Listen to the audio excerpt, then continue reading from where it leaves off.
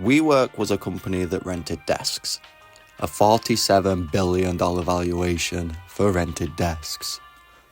Not biotech, not AI, not some world-changing algorithm running on fancy quantum computers. Desks. In offices. Desks that people sit at. I mean, for context, that made it, albeit briefly, the most valuable private startup in the United States. It was worth more than Pinterest, Snapchat, Spotify, SpaceX. Imagine that, right? 4 legs, 1 board, $47 billion. Meet 6'5", notoriously barefoot, tequila-drinking entrepreneur Adam Neumann. At various points, he claimed his goal was to become the world's first trillionaire, live forever, and become the president of the world. This is how Adam Neumann walked away with over $1 billion by renting desks. Born in 1979, Beersheba, Israel, Adam Neumann had a somewhat unconventional nomadic childhood. His parents worked as doctors, but couldn't see eye to eye. By the time he was 7 years old, they had divorced. Neumann had dyslexia, which went undiagnosed for years, and by the age of 22, he had lived in over 13 different homes. He also spent 5 years in the Israeli Defense Forces before finally heading to Baruch College, New York, for his studies, where he dropped out. I mean, it's safe to say stability isn't something that Adam's accustomed to. Remember how I said he wanted to be the world's first trillionaire? Yeah, well, he spent several years working on some not so successful business ventures, including one company that made collapsible high heels for women. In 2007, Adam met American businessman Miguel McKelvey. They developed a good relationship, and in May 2008, they launched the first shared workspace venture, GreenDesk. Now, GreenDesk sold for about $3 million in 2010, and with the proceeds plus $50 million of investment for a property developer, they founded WeWork. Now, the concept was simple.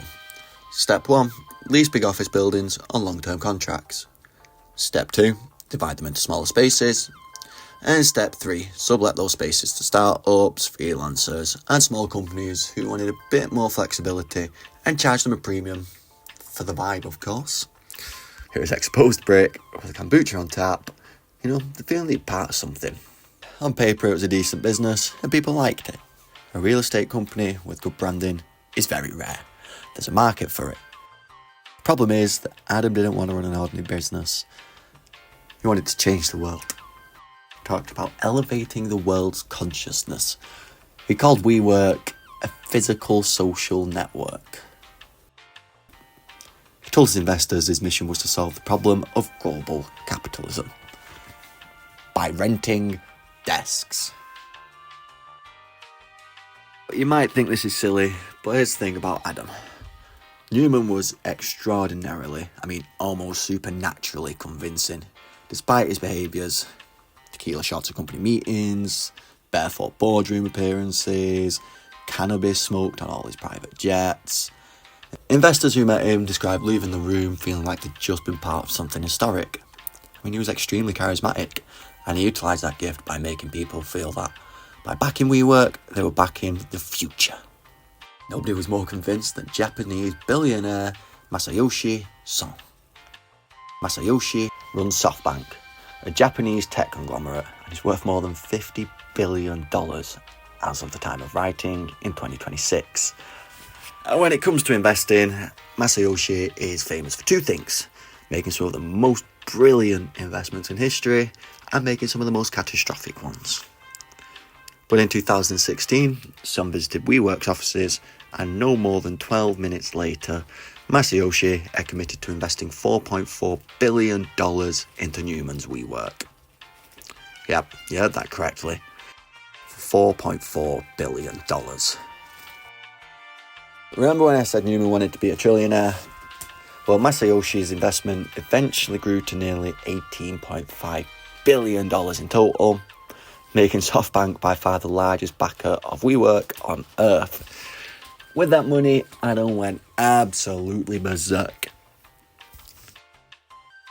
WeWork expanded from 15 cities to 111 cities. It opened 600 locations worldwide. It bought a private jet. a Gulfstream G650 for over $60 million. He bought a luxury wave pool company, started a private school called WeGrow, a school that's connected to a desk rental company and charged up to 42 grand a year and was run by Neumann's wife, Rebecca. Neumann personally cashed out $700 million of his own WeWork stock before the company went public. He bought several properties, including a $35 million home in the Hamptons. He charged his own company $5.9 million for the rights to use the word we. His own company. I mean, he was faced with backlash once this became public, and he did return the money. But the fact that it happened in the first place tells you everything that you need to know. Despite the unusual behaviours and habits, and despite losing $1.9 billion in 2018, WeWork's valuation hit $47 billion in January 2019. No one seemed to care that the business was hemorrhaging money. The bet was on growth. Now the logic was simple. Keep expanding, keep spending, and eventually something will work. But they decided to go public, and that's when everyone looked at the actual numbers. Wall Street read the IPO document and they just started laughing. In August 2019, WeWork filed its IPO prospectus, the document that tells the public market exactly what your company is, how it makes money, and what the risks are. It was extraordinary reading.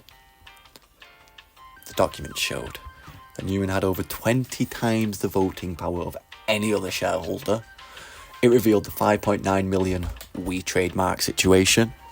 It included a section on risk factors that ran to dozens upon dozens of pages. It described WeWork's mission as creating a world where people work to make a life, not just a living. Yeah.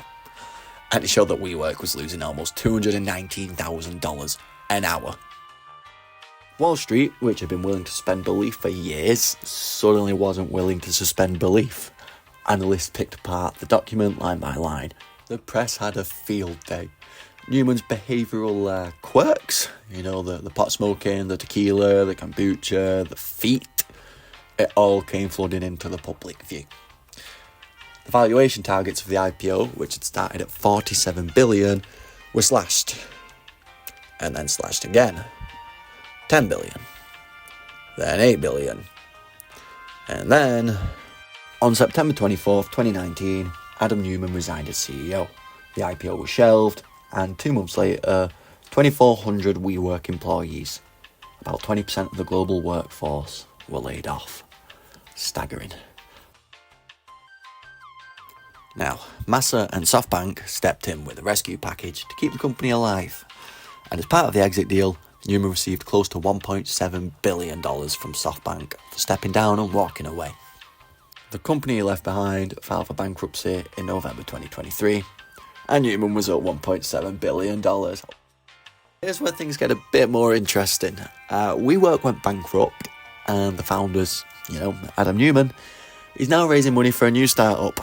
He's not in prison, he was never charged with anything, and despite his $1.7 billion payout, he's currently raising funds for his latest real estate startup, Flow. Already receiving over $100 million in investment. You could be furious about it. Lots of people are, including Massa, his good old pal over at SoftBank. But there's another way to look at it. This is one of the biggest finesses, one of the most spectacular performances in modern business history. A man convinced some of the smartest investors in the world to value a desk rental company at $47 billion. He cashed out when he could and walked away richer than most people could ever dream to be. I mean, even 10% of that would be lovely.